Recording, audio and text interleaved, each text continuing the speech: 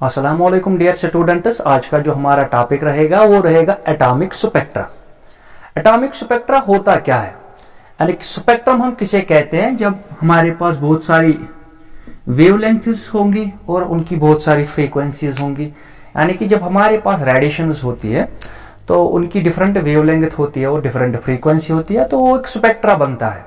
तो इसी तरह आज हम एटॉमिक स्पेक्ट्रा पढ़ने जा रहे हैं। क्यों पढ़ेंगे हम ये?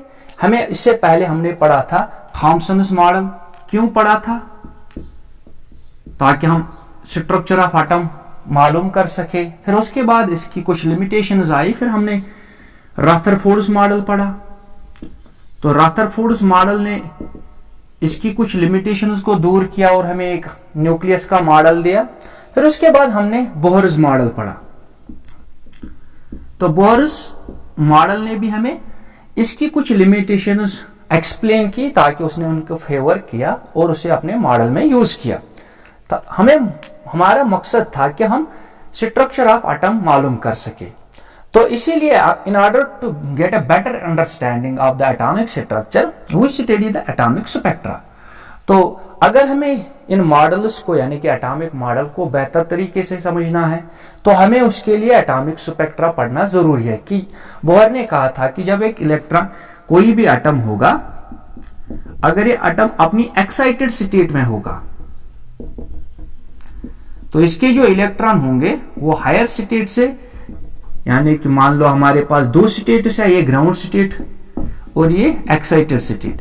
तो जब ये इलेक्ट्रॉन हायर एनर्जी स्टेट से लोअर एनर्जी स्टेट की तरफ जा रहा होता है तो ये इमिट रेडिएशंस करता है। It emits radiations in every direction. तो यही स्पेक्ट्रम, यानी कि जब ये रेडिएशंस, जब ये इलेक्ट्रॉन हायर एनर्जी स्टेट से लोअर एनर्जी स्टेट में जा रहा होता है तो ये उस वक्त रेडिएशंस इमिट करता है। तो उन रेडिएशंस को जब हमने फ्रीक्वेंसी देखी, उनकी वेवलेंथ देखी, तो उन्होंने एक स्पेक्ट्रम बनाया।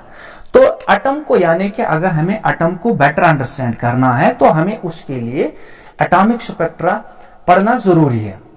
हमारे पास दो स्पेक्ट्रम्स होते हैं, एक होता है लाइन इमिशन स्पेक्ट्रम और दूसरा होता है लाइन एब्जॉर्प्शन स्पेक्ट्रम।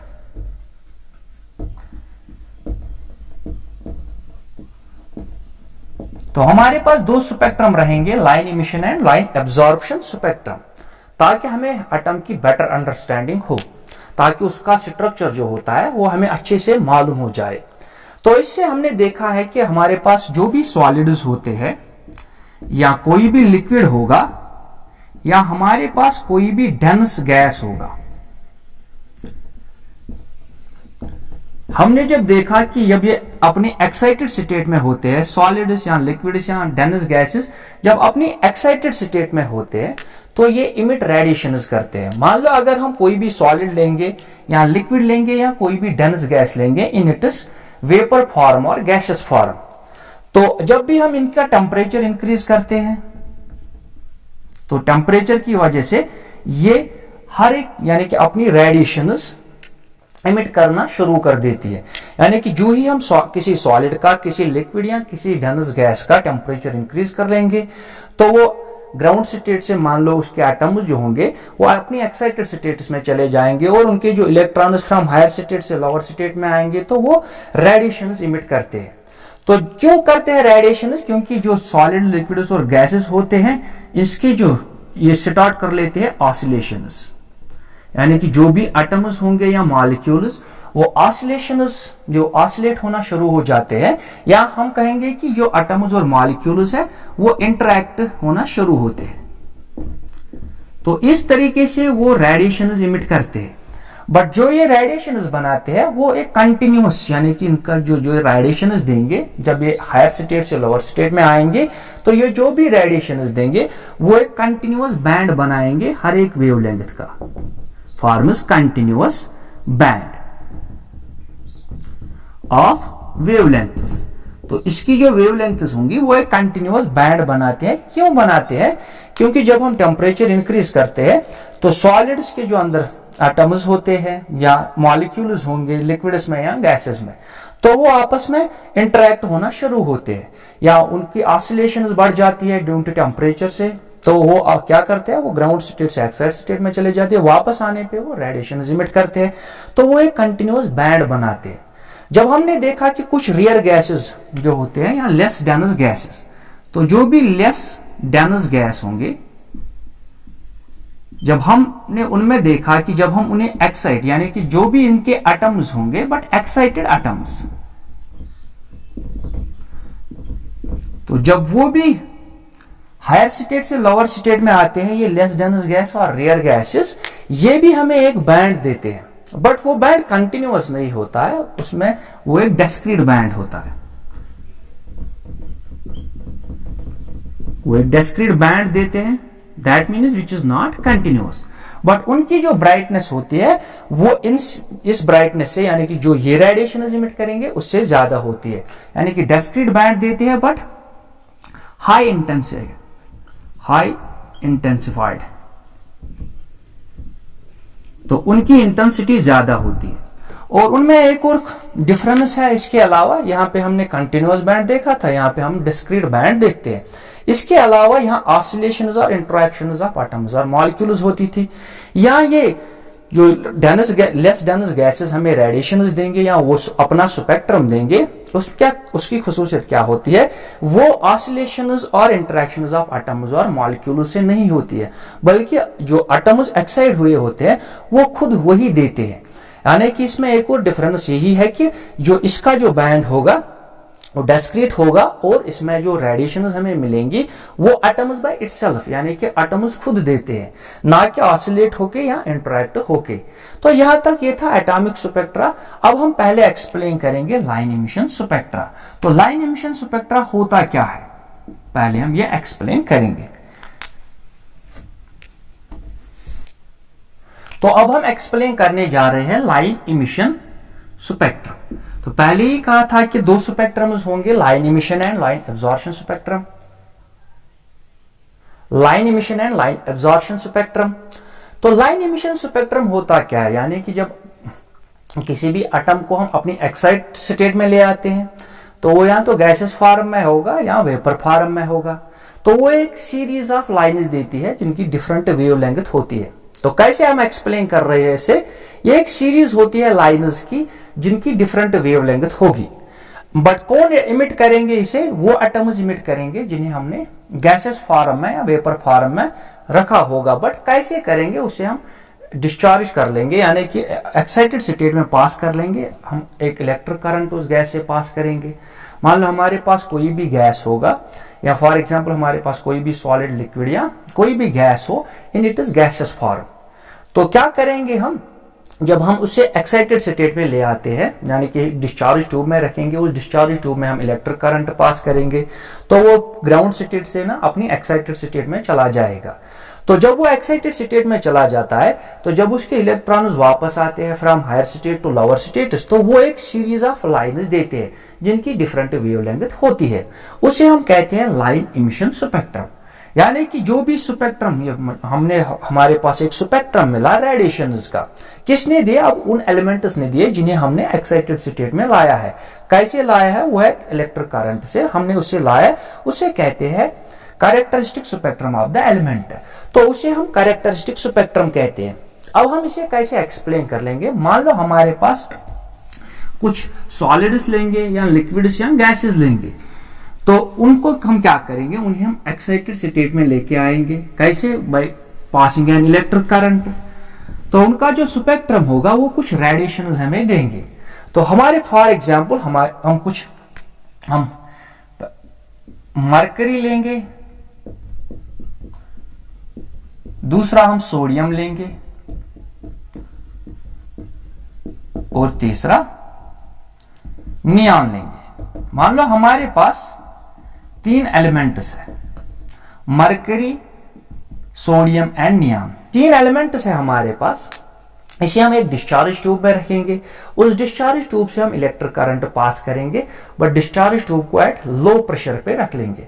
तो जब हमने देखा कि जो भी, मान लो हमारे पास मरकरी है, तो जो मरकरी था हमारे पास Hg, तो मरकरी जो हमने एक्साइटेड स्टेट में लेके आया है, तो इससे जो हमें रेडिएशंस मिली जब ये हाई यानी कि एक्साइटेड स्टेट से ग्राउंड स्टेट में आ रहे थे, तो इस रेडिएशन को हमने एक प्रिज्म से पास किया।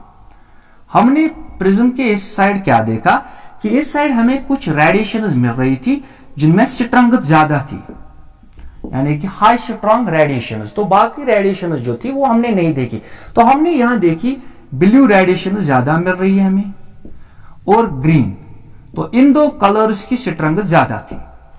जब हमने क्या किया कि हमने मरकरी को लाया, मरकरी को हमने मरकरी से इस एक डिस्चार्ज ट्यूब में रखा, उससे इलेक्ट्रिक करंट पास किया, तो जिस वजह से मरकरी के जो एटम्स होंगे वो एक्साइटेड स्टेट में चले गए।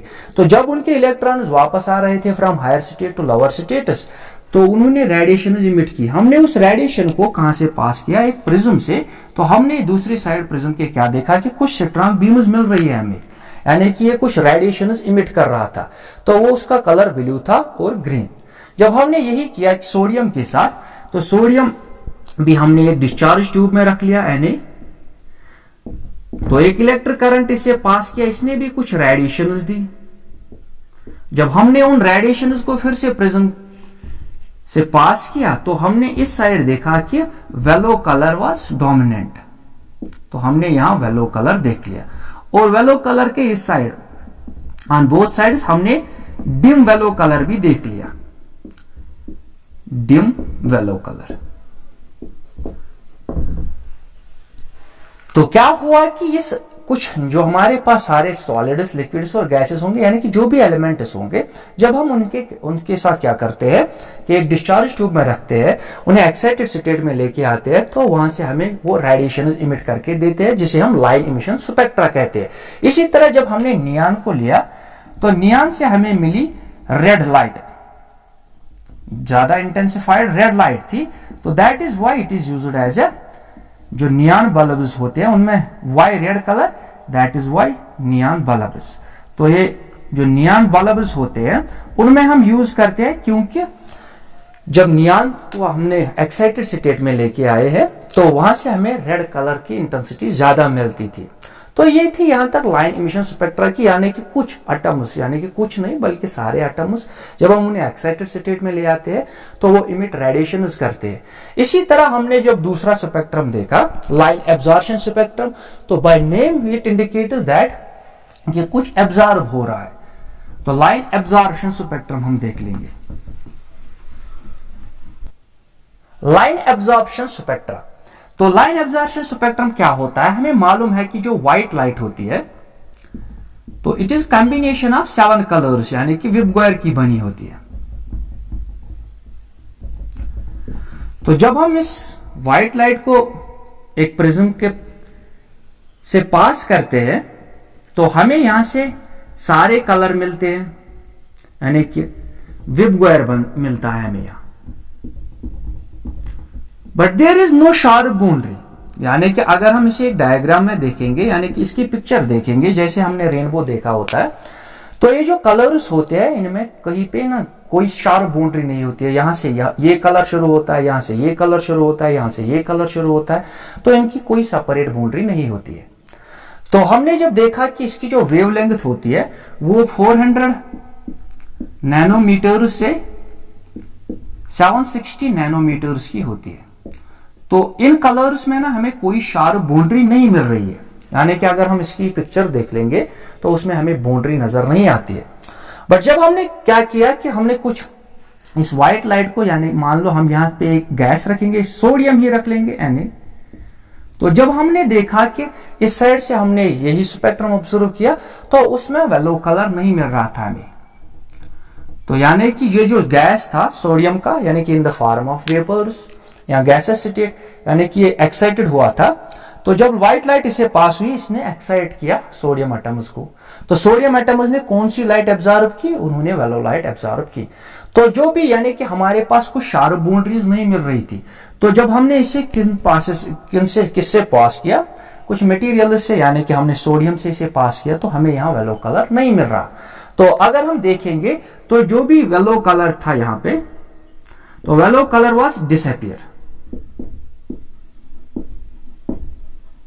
ऐसे ही अगर हम इसे नियॉन से पास कर लेंगे तो रेड कलर विल डिसअपियर। वो उसे एब्जॉर्ब कर लेंगे उन रेडिएशंस को। तो यानी कि लाइन एब्जॉर्प्शन स्पेक्ट्रम होता क्या है कि जब भी हम व्हाइट लाइट को पास करते हैं किसी भी एलिमेंट से, तो वो एलिमेंट जब अपनी एक्साइटेड स्टेट में चला जाता है तो उससे क्या होता है कि ये उस कलर को एब्जॉर्ब कर लेता है, जहां से हमें वो डिसअपियर, यानी कि अगर हम उसे प्रिज्म से पास कर लेंगे तो वो कुछ एब्जॉर्ब, तो जो भी ब्राइट लाइट्स थी, तो ब्राइट लाइट वो डिसअपियर हुई किससे, डार्क लाइट से। डार्क लाइट जो थी उससे वो डिसअपियर हुई, यानी कि ब्राइट कलर जो था वो डिसअपियर हुआ।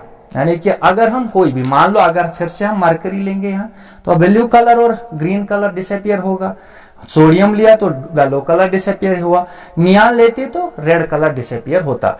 यानी कि जब भी हम व्हाइट लाइट को ऐसे पास करेंगे तो ये कुछ कलर्स ना, जो एलिमेंट जिस कलर की रेडिएशन देता होगा वो उस कलर को एब्जॉर्ब कर लेगा और दूसरी साइड से हमें वेवगाइड वापस देगा, बट उसमें कुछ मिसिंग होगा, यानी कि वो कलर मिसिंग होगा। तो इससे हम कहते हैं लाइन एब्जॉर्प्शन स्पेक्ट्रम। जो अब हमारा टॉपिक होगा line emission and line absorption spectrum के बाद, वो होगा लाइन स्पेक्ट्रम ऑफ हाइड्रोजन। तो अब हम एक्सप्लेन करने जा रहे हैं line spectrum of hydrogen atom. हमें मालूम है कि हाइड्रोजन एटम क्या होता है, उसमें एक न्यूक्लियस होता है जहां एक पॉजिटिव चार्ज होता है और एक इलेक्ट्रॉन होता है जो उसके स्टेशनरी ऑर्बिटस में मूव करता है। तो बोर ने कहा था कि जब ये इलेक्ट्रॉन, मान लो हमारे पास ये हाइड्रोजन एटम है but in the excited state, तो इसका जो इलेक्ट्रॉन है, यानी कि जब वो हायर स्टेट से, हाई लेवल से या हाई ऑर्बिट से लोअर ऑर्बिट की तरफ जा रहा है, तो वो रेडिएशंस इमिट कर लेगा इन द फॉर्म ऑफ फोटॉन्स।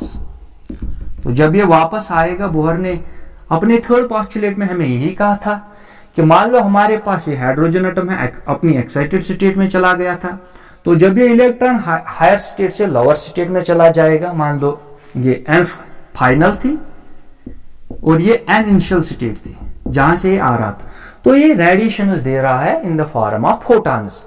तो उन फोटॉन्स की जो एनर्जी होगी वो किसके बराबर होगी, यानी कि h nu of photon is equal to E initial, E n यानी कि n state, n initial minus E n final. तो ये रहेगी मेरी इक्वेशन नंबर फर्स्ट। क्योंकि जब ये फोटॉन्स वापस आएंगे फ्रॉम दिस स्टेट से, यानी कि energy of the nth initial state यहां से ये आ रहा, और कहां जाना था इसे, energy of the final state, यानी कि फाइनल स्टेट में चला गया। बट कंडीशन क्या थी यहां पे कि n initial is greater than n final, यानी कि principal quantum number of this state is greater than the ground state. तो ये थी एनर्जी। बट जब हमने बोहर्स मॉडल को स्टडी किया था, हमें एनर्जी मिली E is equal to minus m e raise to power 4 divide by 8 epsilon naught square h square into n square. तो हमें मिली थी energy of the n state इतनी जब हमने बोहर्स मॉडल पढ़ा था, यानी कि total energy of an electron in the stationary state in which the energy of electron is constant. तो अगर हम इसे वापस इसमें प्लग कर लेंगे, हमें क्या मिलेगा, h new is equal to E initial, that means minus m e raised to power 4 mass of electron, charge of electron divided by 8 epsilon naught square h square n। तो कहां से आ रहा था, फाइनल से, n इनिशियल स्क्वायर, यानी कि initial state से final state में जाएगा। तो माइनस क्या होगा, minus m e raised to power 4 divided by 8 epsilon naught square h square and final square। तो फाइनल स्टेट में से जाना है, तो माइनस माइनस इज प्लस, हमें क्या मिलेगा यहां से, तो h nu is equal to, तो हमें मिला h nu is equal to minus m e raised to power 4 divided by 8 epsilon naught square h square and initial square। Minus और माइनस प्लस हुए, m e raise to power 4 divide by 8 epsilon naught square h square n final square. तो हमें यहां से क्या मिलेगा, h nu is equal to m e raise to power 4 हम कॉमन लेंगे, 8 epsilon naught square h square common लेंगे, तो यहां लिख सकते हैं हम n final square minus 1 upon n initial square. तो हमने ये कॉमन लिया m e raise to power 4 8 epsilon naught और एच, तो हमने यहां पहले पॉजिटिव लिया, तो क्योंकि ये पॉजिटिव था, और माइनस इंटू ये वापस मिलेगा हमें यही। तो यहां से हमें क्या मिला ये, बट वी नो, हमें मालूम है कि जो वेलोसिटी ऑफ लाइट होती है c वो होती है product of frequency and it is wavelength. तो फ्रीक्वेंसी के बदले हम क्या लिख सकते हैं, c अपॉन लैम्डा। तो अब हम इस एक्सप्रेशन को वापस लाएंगे इन टर्म्स ऑफ लैम्डा, यानी कि इन टर्म्स ऑफ वेवलेंथ। तो हमें यहां से क्या मिलेगा,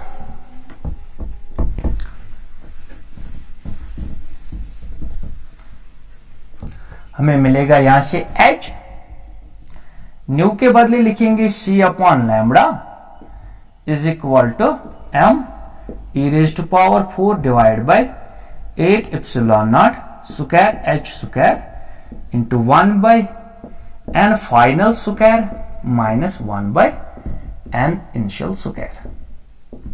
तो in terms of only lambda हमें क्या मिलेगा, तो एच सी यहां डिवाइड होगा तो हमें मिलेगा 1 upon lambda is equal to m e raise to power 4 divide by 8 epsilon naught square h और एच और एच स्क्वायर एच क्यूब मिलेगा और मिलेगा c into 1 by n final square minus 1 by n initial square. But ये जो यहां में मिली यहां पे ये टर्म, तो यहां इसमें सारे कॉन्स्टेंट्स है, तो this is equal to but m e raised to power 4 divided by 8 epsilon naught square h cube into c is equal to 1 constants। तो ये is r, तो इसे हम कहते हैं रेडबर्ग्स कांस्टेंट।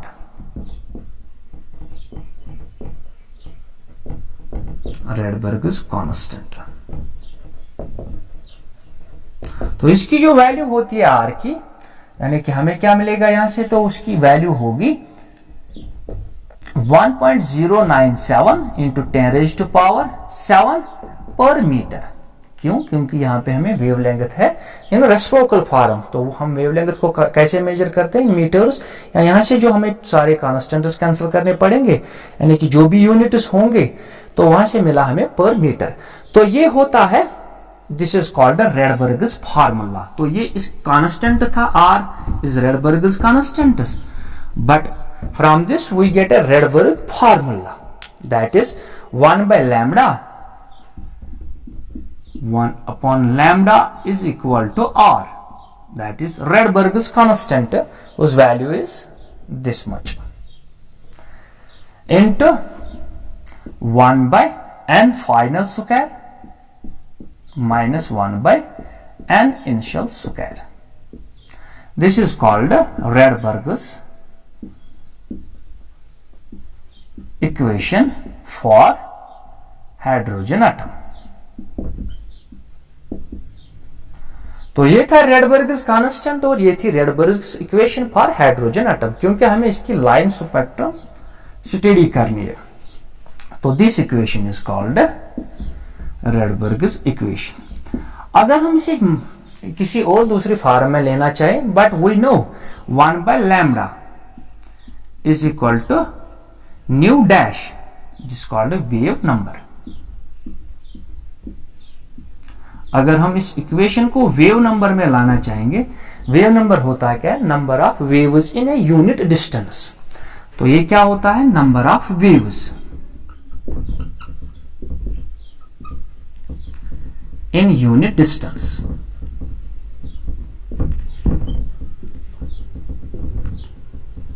मान लो हम एक यूनिट डिस्टेंस लेंगे, यहां पे दिस इज 1 सेंटीमीटर. तो इसमें कितनी वेव्स होंगी, जितनी भी वेव्स होंगी, तो इस number of waves in unit distance वो होता है वेव नंबर। तो हम इसे कैसे लिख सकते हैं? तो हम लिखेंगे wave number nu dash is equal to Rydberg's constant into 1 by n final square minus 1 by n initial square. तो ये भी रेडबर्ग की फार्मूला ही हुई, but in terms of wave numbers.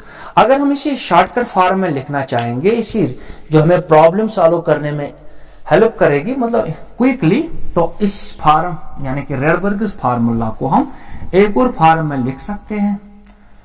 That means कि lambda is equal to 1 upon R into 1 by n final square minus 1 by n initial square. तो इस form में भी हम इसे लिख सकते हैं, but we know Rydberg's constant is 1.097 into 10⁻⁷ metres. तो अगर हम इसकी वैल्यू को यहां प्लग कर लेंगे, दैट इज 970, क्योंकि जब हम इसे ऊपर लेंगे तो माइनस बनेगा, तो मीटर्स को कन्वर्ट करना है एंगस्ट्रॉम में, तो इतने एंगस्ट्रॉम लिख सकते हैं हम, divide by 1 by n final square minus 1 by n initial square. तो ये थी यहां तक हमारी Rydberg's formula for hydrogen atom. तो इससे हमने wave in terms of wavelength में भी देखा। In shortcut form in terms of wavelength ये होती है, but in terms of wave numbers ये होती है। तो हमें अब मालूम है कि ये इक्वेशन हमें बताएगी, जब ये इक्वेशंस हमने स्टडी की तो इससे हमें मिला कि जब ये इलेक्ट्रॉन एक स्टेट से दूसरी स्टेट में चला जाता है, मान लो हमारा हाइड्रोजन एटम एक एक्साइटेड स्टेट में था, तो जब इसके इलेक्ट्रॉन्स हायर स्टेट से लोअर स्टेट में आना शुरू हुए तो इसने एक लाइन स्पेक्ट्रम दिया, यानी कि डिफरेंट वेवलेंथ्स का दिया। तो उन जो जब हमने देखा कि उन वेवलेंथ्स की मतलब जो लाइन स्पेक्ट्रम हमें मिला उसकी क्या खुसूसियत होती है, तो हमने देखा कि उसकी एक पर्टिकुलर फ्रीक्वेंसी होती है। जब वो एक स्टेट से दूसरे स्टेट में चला जाता है तो उनकी एक पर्टिकुलर फ्रीक्वेंसी होती है, यहाँ एक पर्टिकुलर वेवलेंथ होती है। तो वो किस पे डिपेंड करती है कि the energy difference between two levels, यानी कि मान लो जब हमारे पास एक इलेक्ट्रॉन हायर स्टेट से लोअर स्टेट में आ रहा होता है तो ये वेवलेंथ देता है, या फ्रीक्वेंसी हम कहेंगे, तो वो क्या होती है, पर्टिकुलर होती है, यानी कि किस स्टेट से आया और किस स्टेट में चला गया, तो उसकी वेवलेंथ ना या उसकी फ्रीक्वेंसी एक पर्टिकुलर होगी, या तो वो अल्ट्रावायलेट रेंज में होगी, या विजिबल रेंज में होगी, या इंफ्रारेड रेंज में होगी। बट ये डिपेंड किस पे करेगा, यानी कि जब ये यहां से यहां आएगा किस पे डिपेंड करेगा, the energy difference between these two levels, यानी कि जो एनर्जी डिफरेंस होगी ई, वो क्या होगी, final energy minus initial energy. कहां से जाना था, यहाँ इनिशियल एनर्जी हायर एनर्जी से लोअर एनर्जी में चला गया, तो ई इनिशियल माइनस ई फाइनल। तो जितनी इन दोनों की डिफरेंस एनर्जी में होगी, यानी कि दो लेवल्स में जितनी एनर्जी डिफरेंस होगी, तो उतनी वो पर्टिकुलर फ्रीक्वेंसी देगी, क्योंकि energy is related to frequency. तो इससे हमें क्या मिला, इससे हमें बहुत सारी सीरीजेस मिली, जैसे कि हम पहले पढ़ेंगे लाइमन सीरीज, या हमें जो शॉर्टकट में लिखेंगे LBP, यानी कि हमें 5 सीरीजेस मिली है यहां से। तो वो 5 सीरीजेस कौन थी, उन्हें एक एक करके हम स्टडी करेंगे, उनमें हाईएस्ट वेवलेंथ क्या होगी और लोवेस्ट वेवलेंथ क्या होगी।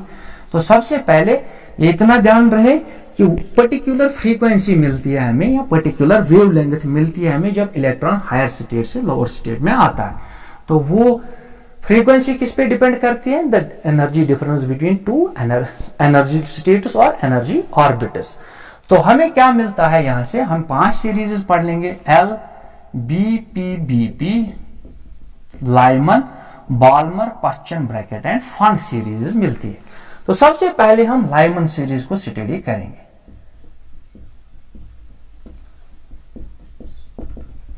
तो लाइमन ने जब देखा कि जब एक हाइड्रोजन एटम अपनी एक्साइटेड स्टेट में होता है, जब उसका इलेक्ट्रॉन किसी फाइनल स्टेट मतलब किसी इनिशियल स्टेट से चला जाता है फाइनल स्टेट में, मगर फाइनल स्टेट उसने रखी ग्राउंड स्टेट।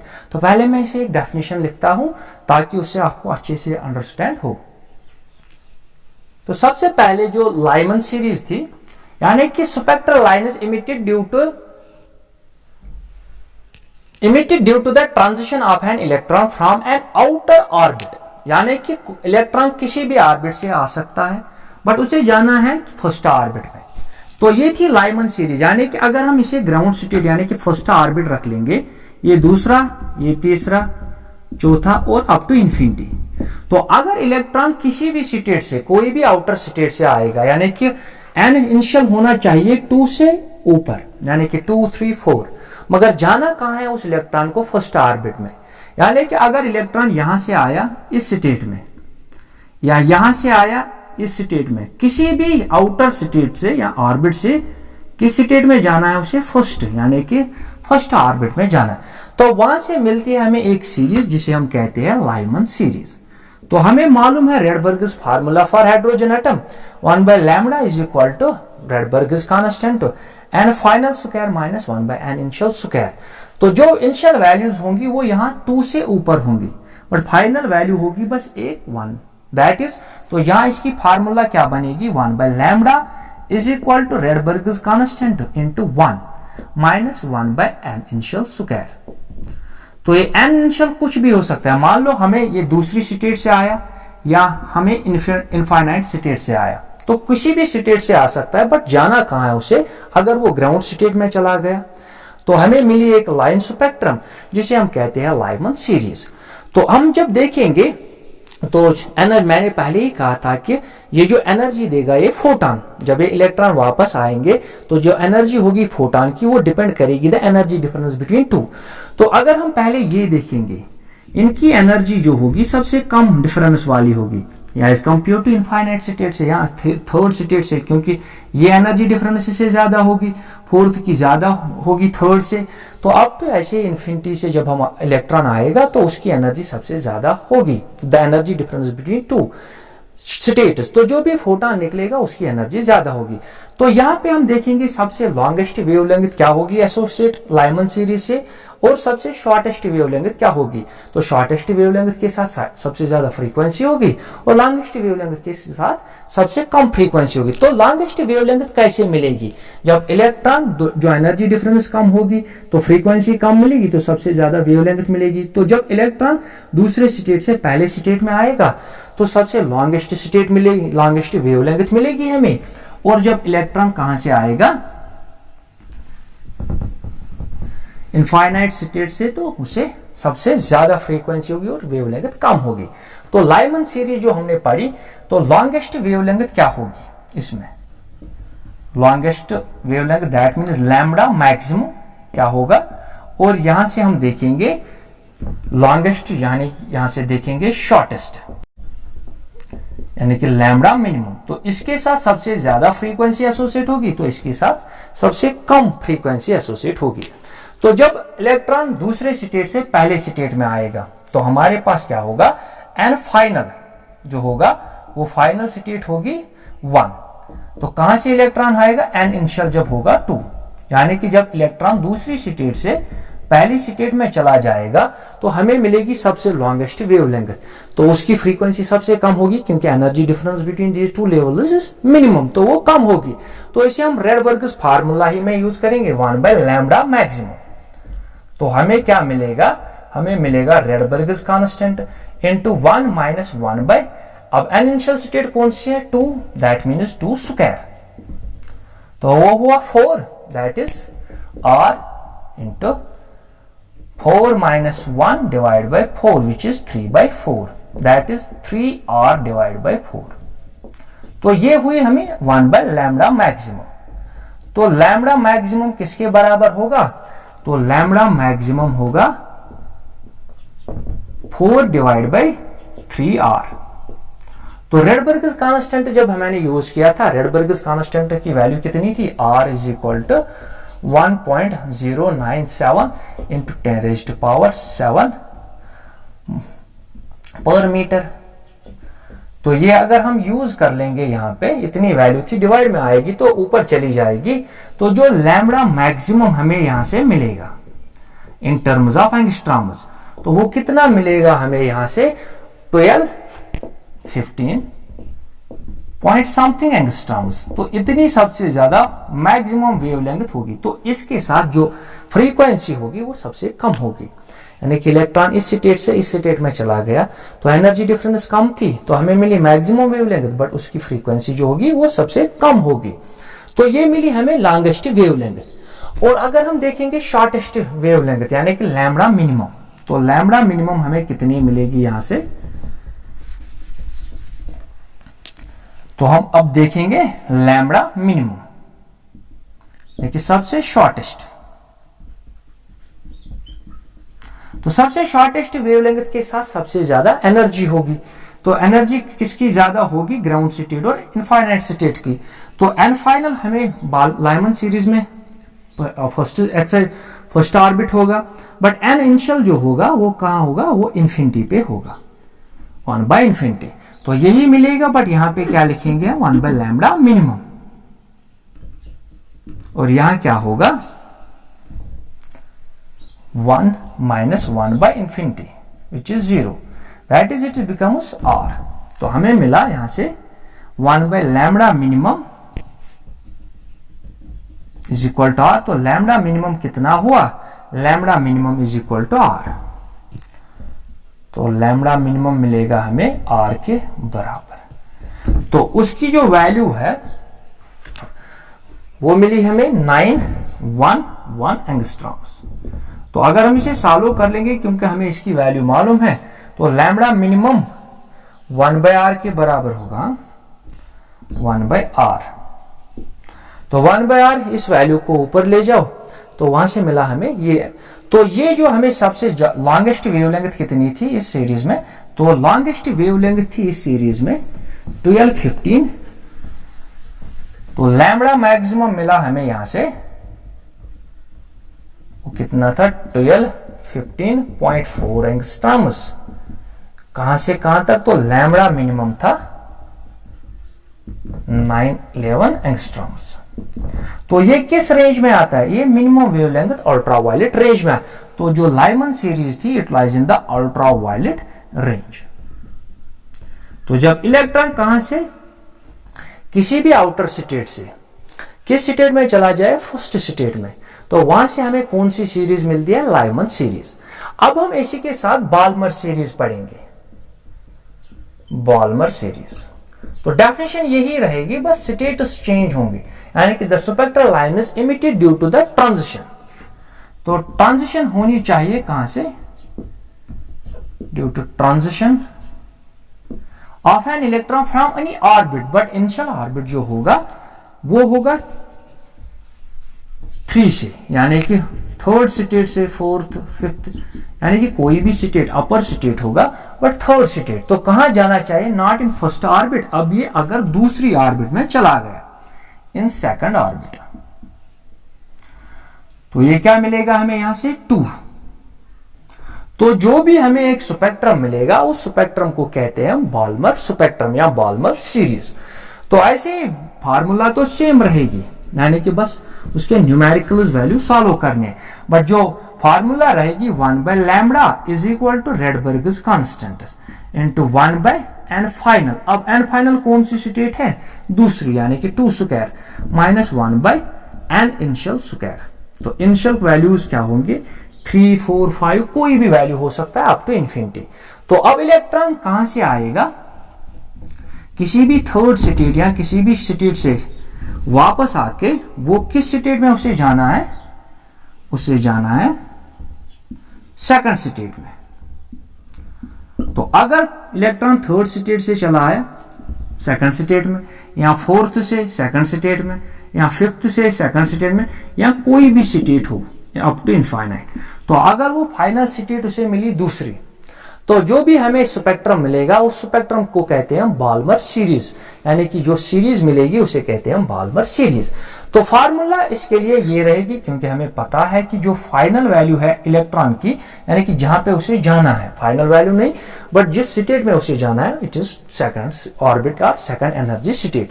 तो ऐसे ही अगर हम देखेंगे लैम्बडा मैक्सिमम, इसे सॉल्व करके तो इस वैल्यू इसे क्या करना 1 बाय लैम्डा मैक्सिमम इसकी वैल्यू। तो लैम्डा मैक्सिमम कब मिलेगी, जब तीसरी स्टेट से दूसरी स्टेट में चला जाए इलेक्ट्रॉन, क्योंकि वही कम सबसे ज्यादा एनर्जी वाली स्टेटस होंगी दो। तो अगर जो भी उससे बाद स्टेटस होंगी उनकी एनर्जी ज्यादा होगी। The energy difference between fourth and second state, fifth and second state it is greater. तो हमें मिलेगी सबसे छोटी वेवलेंथ जब इलेक्ट्रॉन थर्ड ऑर्बिट से दूसरे ऑर्बिट में चला जाएगा। तो जो लैम्डा मैक्सिमम इसकी वैल्यू है वही इसे 1/4 मिलेगा, यहां से 1/3 दैट इज 9। तो इसे सॉल्व करके हमें मिला लैम्डा मैक्सिमम 6559.2 एंगस्ट्रॉम्स। तो ये सॉल्व करने के बाद यानी कि व्हेन ये कब मिला, जब इलेक्ट्रॉन एन इनिशियल वाज 3, तो कहां जाना था उसे, एन फाइनल जो 2 थी। तो यहां मिलेगी हमें, इस इन वैल्यूज को प्लग कर दो तो यहां से हमें मिली लैम्डा मैक्सिमम। तो ऐसे ही लैम्डा मिनिमम मिलेगी हमें जब इलेक्ट्रॉन कहां से चला जाएगा, यानी कि एन इनिशियल स्टेट होनी चाहिए इनफाइनाइट, तो जाना कहां है उसे, फाइनल स्टेट जो सेकंड ऑर्बिट होगा। तो जब हम इसे सॉल्व कर लेंगे, जो मिनिमम वेवलेंथ होगी वो होगी 3644, तो वो होगी 3644 एंगस्ट्रॉम्स। तो ये वेवलेंथ मिलेगी, यानी कि मिनिमम इतनी मिलेगी और मैक्सिमम इतनी मिलेगी। तो ये किस स्पेक्ट्रम में लाई करेगी, यानी this is occurs in the visible portion. तो विजिबल पोर्शन में मिलेगी हमें, क्योंकि इसकी वेवलेंथ ना किस पोर्शन में आती है, विजिबल स्पेक्ट्रम में। तो दिस इज लाइमन सीरीज। ऐसे ही अब होगी लाइमन बॉल पश्चन सीरीज। तो पश्चन सीरीज में हम क्या करेंगे, तो पश्चन सीरीज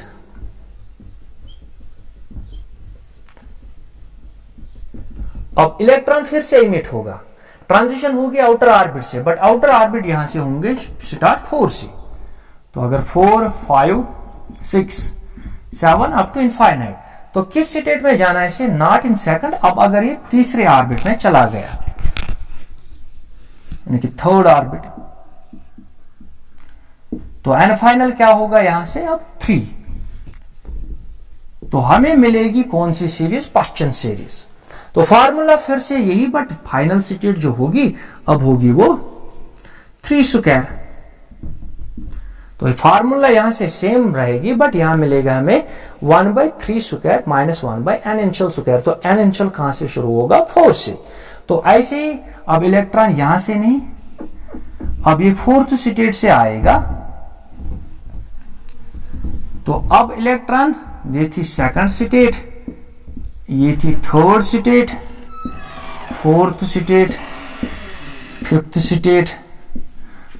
तो अब अगर इलेक्ट्रॉन कहां से हमें मिला, फोर्थ स्टेट से चला गया थर्ड स्टेट में, या फिफ्थ से थर्ड में, या कोई भी स्टेट होगा up to infinite, third state में चला गया, तो जो भी स्पेक्ट्रम हमें मिलेगा वो होगा पश्चन सीरीज का स्पेक्ट्रम, यानी कि थर्ड ऑर्बिट में चला जाना चाहिए।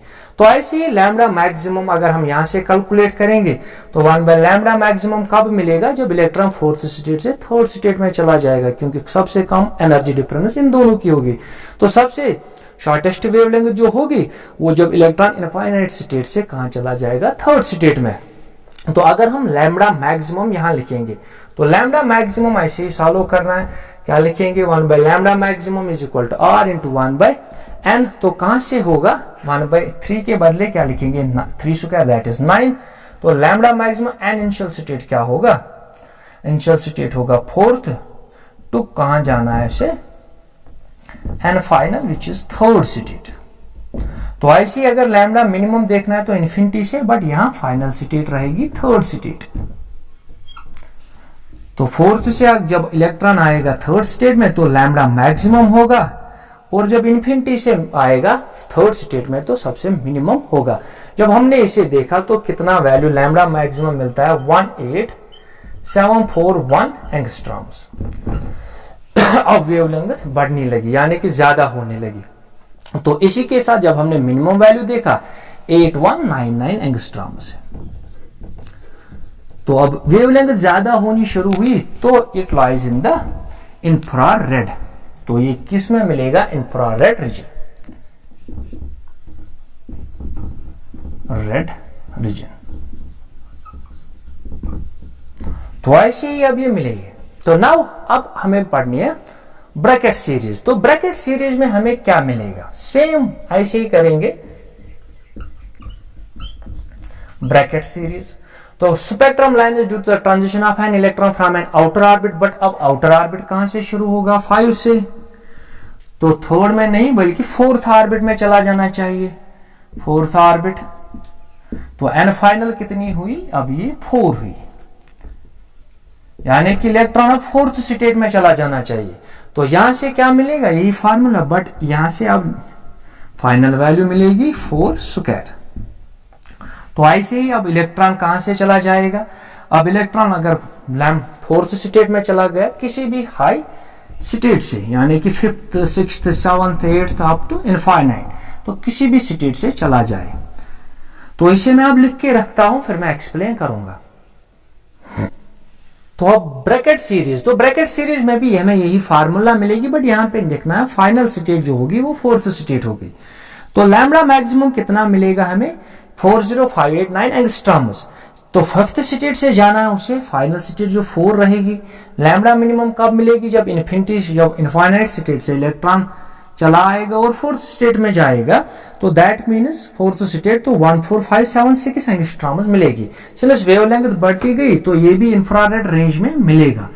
तो यहां से यानी कि सबसे जो छोटी वेवलेंथ मिल रही है हमें, वो इन स्टेट यानी कि जब इलेक्ट्रॉन 5th स्टेट से 4th स्टेट में चला जाएगा। और सबसे ज्यादा छोटी वेवलेंथ यानी कि हाई फ्रीक्वेंसी वाली कौन सी होगी, जब वो इनफाइनाइट स्टेट से होके 4th स्टेट में इलेक्ट्रॉन चला जाएगा। तो ऐसे ही हमने देख लिया कि लाइमन, बाल्मर, पश्चन और ब्रैकेट सीरीज। अब रहती है बस एक फंड सीरीज, फंड सीरीज है। तो फंड सीरीज में भी यही होता है, बट क्या होगा कि जो स्पेक्ट्रल लाइन्स इमिट होंगी, ट्रांजिशन होगी outer orbit, but outer orbit रहेगा अब यहां से 6 नंबर पे, यानी कि 6th नंबर से 7 8 कोई भी स्टेट होगा अप टू इनफाइनाइट। तो किस स्टेट में जाना है अब उसे, 5th, क्योंकि 5th सीरीज है तो 5th ऑर्बिट में जाना है। तो एन फाइनल मिलेगा हमें यहां 5। तो यहां से क्या मिलेगी, यही फार्मूला, बट इस फार्मूला में मिलेगा हमें फाइनल स्टेट जो होगी 5 स्क्वायर। तो ऐसे ही लैम्बडा मैक्सिमम मिलेगा, ऐसे ही लैम्बडा मिनिमम मिलेगा। 5th स्टेट में चला जाए या 7th स्टेट से या 8th स्टेट से या 9th स्टेट से या इनफाइनाइट स्टेट से 5th स्टेट में चला जाए, यानी कि फाइनल जो होगा, जो हमारी फाइनल ऑर्बिट होगी वो 5th ऑर्बिट होगी। तो ऐसे ही लैम्बडा मैक्सिमम हम जब कैलकुलेट करेंगे तो इलेक्ट्रॉन इनिशियल स्टेट कहां से होना चाहिए, 6th, क्योंकि एनर्जी डिफरेंस इनकी कम होगी एज कंपेयर टू बाकी स्टेट्स की। तो किस स्टेट में जाना है, 5th स्टेट में। तो हमें मिलता है लैम्बडा मैक्सिमम 74536 एंगस्ट्रॉम्स। तो ऐसे ही अगर हम लैम्बडा मिनिमम यानी कि वो रेडिएशन है जिसकी फ्रीक्वेंसी सबसे ज्यादा होगी, तो इलेक्ट्रॉन को आना है इनफाइनाइट ऑर्बिट से किस स्टेट में जाना है, 5th में, तो वो मिलती है 22775 एंगस्ट्रॉम्स। तो यहां से यानी कि सबसे छोटी लॉन्गेस्ट वेवलेंथ ये होगी, बट इसकी फ्रीक्वेंसी कम होगी। तो सबसे शॉर्टेस्ट वेवलेंथ इसकी होगी, बट इसकी फ्रीक्वेंसी सबसे ज्यादा होगी। तो since wavelengths are very large, तो ये भी इंफ्रा रेड रेंज में आएगी। तो इस रेंज में हमें ये मिलेंगे। तो इसके अलावा भी बहुत सारी सीरीज होती है इसमें। फॉर एग्जांपल अगर हम 6ठी सीरीज देखेंगे, इसमें LBP BP के अलावा इसमें एक और सीरीज मिलती है, हम्प हैरिस सीरीज। तो वो हम्प हैरिस सीरीज क्या होती है, जब ट्रांजिशन होगी किसी ऑर्बिट से, बट यहां पे अब होगा 7th ऑर्बिट और यहां से होगा 6th ऑर्बिट।